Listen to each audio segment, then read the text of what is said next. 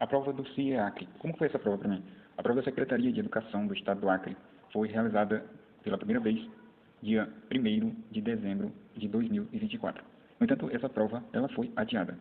Quando eu me inscrevi pela primeira vez, eu havia previsto uma viagem, havia planejado uma viagem para Porto Velho e até Cuiabá. Eu subi até Cuiabá e de lá eu ia descer fazendo provas para que conseguisse alguma aprovação aí ao longo desse trajeto e, por fim, tentaria aí o concurso da Secretaria Estadual de Educação do Estado do Acre.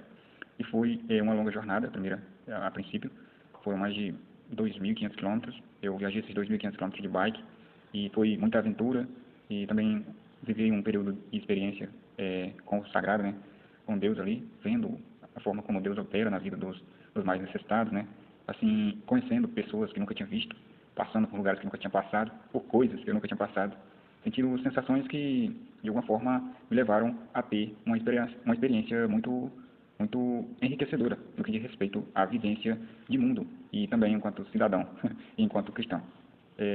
Eu sou grato a Deus que passei por muitas situações difíceis, mas não passei fome, não passei frio, chuva, peguei muito pouco, não me roubaram e houve muitas coisas ali que eu tinha medo que acontecesse, que temos medo que aconteça, que não aconteceu. E foi bom ter feito essa viagem, porque isso enriqueceu muito a mim enquanto cidadão, enquanto cristão. E então, chegando ali, retornei, fiz aquela prova, mas a prova foi adiada. Eu tive que retornar lá na capital, né, Rio Branco, que foi o primeiro lugar onde eu havia me inscrevido para fazer essa prova. Então, como a minha condução principal hoje, até o momento, é uma bicicleta, eu tive que rodar aí mais de 400 quilômetros. Da minha casa até o local de prova dava 200 quilômetros e mais algumas coisas, algumas dezenas, enfim, não sei quantos dava de certo, mas posso garantir para vocês que da minha casa até o ponto de prova dava 200 quilômetros de ida e de volta também mais 200. E foi muito sacrificoso fazer tudo isso porque na minha cidade ia ter prova. Eu poderia ter feito a prova do lado de casa, mas devido a essa jornada que eu tive que trilhar, né, antes, que previa como local de prova lá Rio Branco, porque era o máximo que eu consegui chegar era até Rio Branco, isso fazendo um esforço, se possível pegando dinheiro emprestado, eu conseguiria chegar até Rio Branco. E as coisas não saíram como eu planejei, eu fui chegando bem mais cedo em Rio Branco, mas isso não mudava o fato de eu estar escrito lá e ter que fazer a prova lá. Então, embora eu tenha chegado cerca de um dia antes do previsto, na capital, lá na cidade onde eu iria realizar a prova, não tinha como eu passar para Chapuri ou mudar qualquer coisa, porquanto os períodos de inscrição, de operação de locais, de documentação, estavam todos previstos em edital. Então, eu retornei ali, agora dia 13 de abril, cara, e foi, assim, muito doloroso umas experiências que eu passei lá, e eu vou contar aqui parte dessas experiências para vocês, e eu espero que também isso possa servir como um registro de um passado cujo eu espero que seja lembrado com toda a realidade do momento. Eu vivi esse momento, registrei algumas fotos, fiz alguns vídeos, encontrei alguns amigos que nem tão amigos assim, e, enfim, essa viagem me ensinou muita coisa. Quando eu estava indo para Rio Branco, eu tive que levar um instrumento, né, um violino. Esse violino era para uma doação, para um músico da cidade de Porto Acre. E, devido ter que levar esse violino, eu tive que abrir mão de algumas bagagens que eu poderia levar. Como, por exemplo, devido ter que levar o porta-bíblia, por exemplo, não havia espaço na minha bolsa para levar os sapatos. Então, a sandália seria algo mais viável, apesar de não ser tão nova. Eu não vou mostrar para vocês aqui agora porque não quero fazer cortes no vídeo, na edição, mas fui com uma sandália bem velhinha já, bem desgastada, e peguei ali a minha condução, né, a minha bike, e fui. E foi cerca de, saí quinta-feira à noite, dormi em viagem, e foi, assim, algo nem tão bem planejado, mas que de alguma forma saiu conforme o previsto. Eu, durante a viagem, eu dormi na colônia da minha mãe, cerca de 20 quilômetros não, cerca de 15 quilômetros do local da minha casa.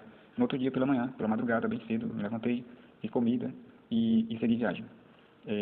Perdi um dia de aula, que foi a sexta-feira, e para acabar de completar, a professora ainda me aplicou um trabalho valendo ponto. Ainda bem que dizem que parece que é só meio ponto, então dá de recuperar isso. Segui viagem até Capixaba. Em Capixaba foi acolhido por um irmão, da nossa igreja, mora lá.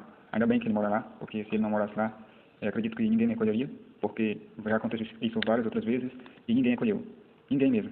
Nem da igreja, nem de fora da igreja, nem da família, nem de fora da família. Então, a probabilidade de eu passar naquela cidade e ser acolhido por alguém era praticamente nula. Não existe. Não existia, né? A não ser que eu pedisse alguém ali, talvez se pedisse, também não seria acolhido, porque as pessoas não lidam bem com essa situação de receber estranhos ou estrangeiros, né? E isso é contraditório, porque foi um dos mandamentos de Cristo, né? Que recebesse ao estrangeiro, a viúva e o necessitado. Enfim, que cuidasse desse povo, né? E, chegando em Rio Branco, né? Saí pela madrugada também, lá da casa da senhora. Na verdade, saí no mesmo dia. Cheguei sexta-feira, pela noite, em Senador Belmar. Passei na casa de um amigo, no meio da viagem. Tive que ir dormindo também, durante os trajetos, nas paradas, porque eu não consegui dormir na minha mãe à noite. À noite eu não consegui dormir, porque juntou ali as questões dos pernilongos, e aí eu ligo um ventilador para tentar controlar a situação, mas eu também não sou acostumado a dormir debaixo de coberta, aí tive que me embrulhar, e essa questão de eu ter que me embrulhar também não foi legal, porque o calor, bateu um calor muito forte, e aí eu abri a janela, mas não, mesmo assim não consegui dormir. E foi a noite todinha, em claro. E no outro dia saí de casa com muito sono, e aquilo eu acredito que foi uma armadilha do inimigo mesmo, para ver se eu dormia na estrada e aconteceu um acidente mais, como Deus me deu um pouco de inteligência, né, para ser prudente, sempre que dava sono eu parava na estrada e dormia, sem medo mesmo, dormir no chão mesmo, e tive a chance de juntar alguns sacos, saco, e ali eu usava aquele saco para fazer o local de dormir, porque levava coberta, mas o cara pode tirar a coberta de dentro da bagagem para forrar, para dormir, então isso ia estudar sendo demasiado. Então dormi na estrada, assim, dormi na estrada, não me envergonho disso, não estou aqui me fazendo de coitadinho, não estou pedindo nada a ninguém. Quem quiser me ajudar, saiba que por Deus você faz isso e no dia que eu puder eu vou te recompensar. E eu espero que assim como eu não direi não para sua vontade, né, para o seu desejo de ajudar, eu espero que você também não diga, não precisa. As pessoas que me ajudaram até aqui, essas pessoas, vou colocar o nome delas em um caderninho, a lista branca, né? Não porque a lista branca, vou colocar um caderninho. E quando eu tiver no topo, meu amigo, nem que eu tenha que dedicar um ano da minha vida para fazer isso. Mas essas pessoas, elas vão ser bem recompensadas. Não estou aqui também tentando manipular ninguém, mas de alguma forma eu quero deixar isso aqui claro, porque é um registro evidente, verdadeiro e constitucional da minha parte. Então, não estou aqui também falando nada que não pudesse falar para ninguém. E chegando ali em Rio Branco, né, depois de toda essa jornada do sono, aquele sono, encostei no Senador Belmar, sexta-feira, dormi à noite em Senador Belmar, tem um posto, o posto fica na saída da cidade, tem uma casinha lá, e aí tem acho que é um bar lá, abandonado, e as pessoas não usam mais lá. Então como se fosse uma casa com uma área abandonada. Então eu cheguei lá, porrei, tirei minha bagagem no bolso, e dormi, foi bem, cara, dormi muito bem. Dormi até, acho que 6 horas, dormi melhor que lá na casa da minha mãe, que lá eu podia tirar os incensos, né, eles plantavam os mosquitos, botei lá pra queimar, e esses incensos, eles tinham propriedade inseticida, e aí esses insetos se afastaram, eu dormi muito bem, dormi muito bem mesmo. E quando foi domingo, eu segui para Rio Branco rumo à central da congregação cristã, onde eu entregaria esse instrumento. E também haveria lá, de acordo com a minha programação, um evento para jovens, mocidade, jovens e menores, jovens e mocidade, né? Que estava previsto para a noite de sábado. Então eu tinha um bom argumento para chegar até aquela igreja e me aproximar das pessoas. Não foi planejado isso, mas de alguma forma os caminhos levavam isso.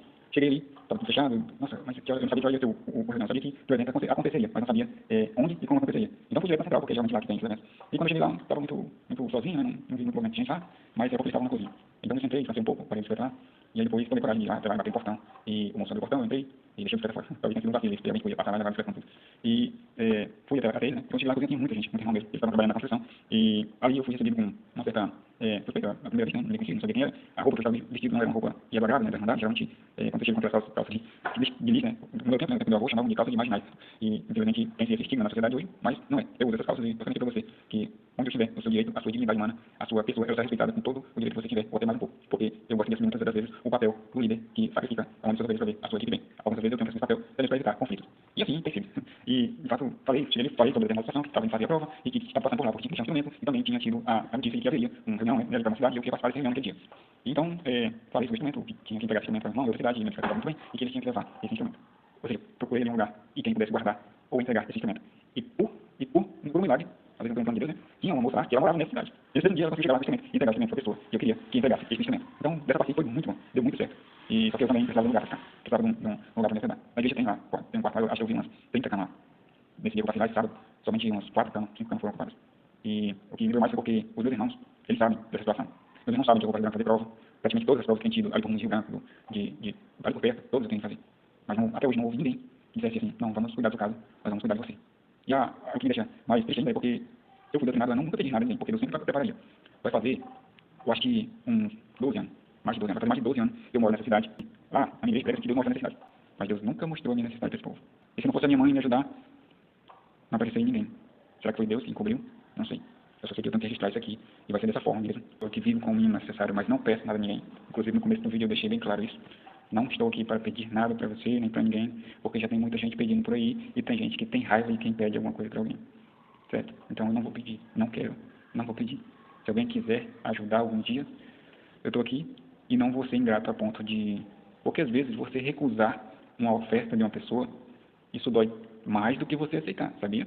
Imagina que uma pessoa tem 10 reais, ela pega 5 reais e diz: nossa, amigo, eu ainda não tomei café hoje, mas como eu sei que você também não tomou, vamos fazer o seguinte, eu fico com 5 e vou te dar 5, e aí nós vamos tomar café junto, tá? E aí você diz: não quero, não quero ficar dependendo de ninguém, não quero, entendeu? Isso dói mais do que se você aceitasse e fosse lá tomar o café com a pessoa. Então, assim, eu aprendi isso a duras custas, mas aprendi. Inclusive aqui na biblioteca, onde eu estou trabalhando como voluntário, né, o voluntário não ganha nada. E tem uma senhora aqui que ela disse: ó, tem uma lanchonete aqui na frente. Se toda vez que você precisar, que não falam sobra, né, mas aqui na lanchonete aqui da escola, sempre as crianças recusam a merenda. E aí, como dizia meu avô, a comida do zangado, que enjeitado. E aí, o que tem de excedente, né, de acordo com o Ministério da Educação, com os servidores mais superiores da educação, o que as crianças não consomem pode sim ser consumido pelos servidores, pelos colaboradores, enfim, pelo povo que ocupa a instituição. Até mesmo porque, desde criança, eu e você, eu acredito, escuta dizer que comida não se joga no mato e comida também não se estraga, né? Apesar disso ser uma certa lenda, né? A gente vê todos os dias aí as pessoas jogam comida no mato, as toneladas. Mas aqui na escola eu vejo que isso se aplica perfeitamente. O que sobra não é jogado no mato, ou é levado para casa para dar para os cães, para os animais, ou mesmo o excedente é consumido pela escola. Geralmente nas escolas isso acontece. E lá retomando aqui o assunto, essa vez que eu fui lá na igreja, né, que foi esse dia 12, eu cheguei na igreja, dia 13 era prova, era domingo. Eu fui convidado ali a entrar, né, mas a gente orou junto. Mas eu notei assim que na hora que foi para convidar para tomar o café da manhã, houve uma certa acepção. E eu, de alguma forma, me mantive ali neutro, né, fiz que não percebi. Mas foi preciso um outro irmão dizer: olha, chama o irmão para tomar café. Chama o irmão para tomar café. Como quem diz: olha, eu vou estar aqui, não é justo a gente deixar ele sem café também, né? E eles me convidaram ali para tomar café, e eu, tudo bem, fui lá, tomei o café, baixei, calcei ali a sandália da humildade, né? Já estava calçado da sandália da humildade, né? Que eu não levei o meu sapato, só levei a calça e uma camisa branca, porque queria ali levar a minha Bíblia, né? Meu porta-Bíblia, e ocupou muito lugar na bolsa. Esse meu de levar, não dando de levar. Então, assim, isso eu não sei. Eu já sofri muito por achar que fico imaginando coisas, que fico vendo coisas. Então, assim, eu estou começando a acreditar na maldade do coração das pessoas. Porque, assim, veja só, eu estou há mais de 3 anos, cara, nessa luta. E pouquíssimos são os meus irmãos que me ajudam. Às vezes Deus tem que usar a gente lá de fora, cara, gente que nunca ouviu nem falar da palavra de Deus para me ajudar. Porque os que estão dentro da casa de Deus, que ouvem a palavra de Deus todos os dias, às vezes são reprovados. Sabe, eu estava pensando outro dia, conversando com Deus: meu Deus, os irmãos ficam falando aí, pessoal, uma prova na igreja, e que eu fico andando aí de cidade em cidade de bicicleta, de um estado para o outro, e estão me chamando de doido e tal, e estava preocupado com essa situação. E aí, sabe o que foi que Deus trouxe na minha mente?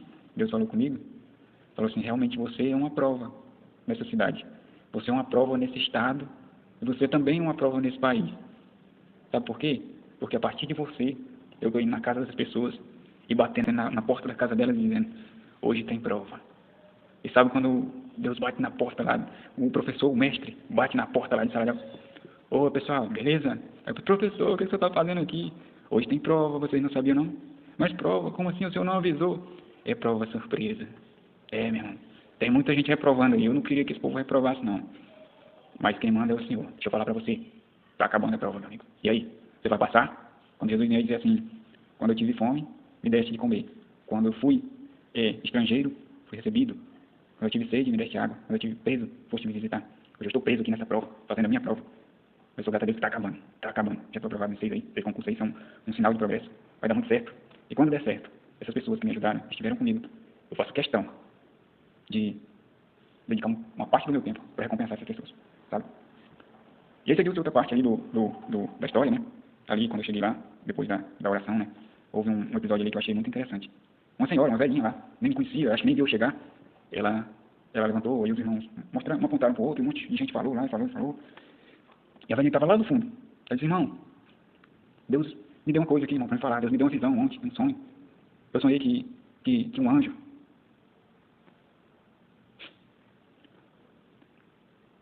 Eu sonhei que um anjo entrava pelo portão daquela igreja, irmão. Santo Deus. E ele estava numa charrete, e tinha um cavalo branco, ele entrava, ia lá naquela escada e punha a charrete dele embaixo daquela escada. Meu Deus. E eu tinha entrado pela porta, pelo portão que ela tinha falado, tinha ido lá, e tinha apanhado a minha bicicleta debaixo da escada. Santo Deus. E mais ainda. Ela falou que eu vim refletindo na viagem. Eu ia refletindo, que eu estava falando sobre assim, meu Deus, essa minha bicicleta está uma charrete. Eu sei que Deus preparou, mas eu não estou mais tendo condição nem de consertar a bicicleta. Esse é o último concurso que eu vou fazer. Os outros eu só vou fazer se for perto de casa. Essa bicicleta parece uma carroça, pesado, quase 20 quilos aqui. Já imaginou quase 2 dias para chegar em Rio Branco, se eu estivesse sozinho, sem nada. Era um dia. E ela falou isso. E ela falou assim ainda mais. Ô irmão, esse anjo está aqui. Esse anjo está aqui em todos os lugares, irmão. Ele está aqui na cozinha com a gente. Ele está no quarto de hóspede, ele está na igreja. Ele todo dia está aqui, irmão. E eu sou grato a Deus porque pode ser que eu não seja o anjo, mas pode ser que naquele dia que a irmã teve essa visão, o anjo tenha entrado comigo ali e tenha ido servir de testemunha.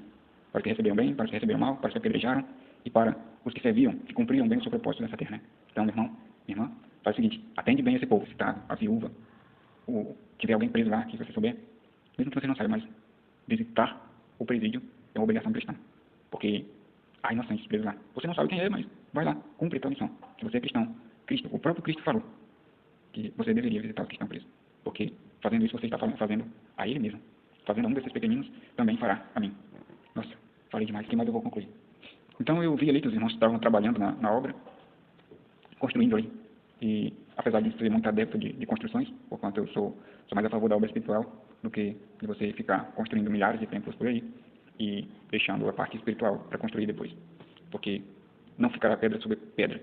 Todos esses templos que tem aí, todos eles vão ruir, para que se cumpra a palavra de Deus. Mas eu vi ali uma oportunidade de conseguir ficar ali por algum tempo a mais. Eu também não tinha dinheiro para comer. E ficando ali eu podia ganhar um almoço, né, sabe, meio-dia, uma bebida, as coisas boas, né, tomei um café reforçado. E eu falei com o irmão, mas depois de tudo isso, sabe o que o irmão falou para mim? Um dos irmãos, o responsável lá, não, irmão, você não precisa trabalhar. Não precisa não. Você vai lá pro quarto, aí você fica lá. Você pode descansar lá. Amanhã à prova, você vai lá e descansa. E eu sou grato a Deus porque Deus tomou esses caminhos. Porque há na congregação a carta de recomendação. Mas eu corri atrás dessa carta por mais de 15 dias. E ninguém fez a carta para mim. Eu tenho as conversas registradas no WhatsApp, tenho tudo. Vou tirar print disso, vou guardar no Google Fotos, para que se algum dia alguém disser, não, é mentira. Você não pediu, você não solicitou, então a gente não te ajudou por isso. Mas, se não ajudaram no passado, ainda está em tempo. Eu ainda irei fazer outras provas e ainda tenho uma missão muito grande aqui na Terra. E se eu morrer tentando cumprir essa missão, eu deixarei recursos suficientes para que outra pessoa que consiga fazer isso, que queira fazer isso, ela tenha à sua disposição aí algum bem que o auxiliará. A exemplo disso, eu tenho o exemplo de que pequenas coisas podem fazer diferença. Eu tenho uma bicicleta que Deus preparou ali, ganhei um sorteio e nessa bicicleta eu já tenho rodado mais de 12 mil quilômetros. Por quanto fiz as contas, só esse mês, do dia 29 do mês passado para cá, eu já rodei mais de 800 quilômetros de bicicleta para fazer concurso, para correr atrás, para estudar, para me esforçar, para me dedicar. E eu estou cumprindo a minha parte também. Muitos queriam que eu fosse músico, que eu tivesse um ministério, mas não é da forma que eu quero, não é da forma que vocês querem. Eu não preciso de um salário de 20 mil para ser feliz. Porquanto hoje eu consigo viver muito bem com R$200. E plantando algumas coisinhas ali no meu quintal já seria o suficiente. Mas a minha missão vai além disso. E eu preciso de mais recursos. E é por isso que eu luto todos os dias. Eu acordo todos os dias motivado a lutar. Certo? Então é isso. Obrigado. Se você acompanhou esse histórico, esse relato até aqui, curte o vídeo, se inscreve no canal. Seja bem-vindo. E que Deus te abençoe. Amém.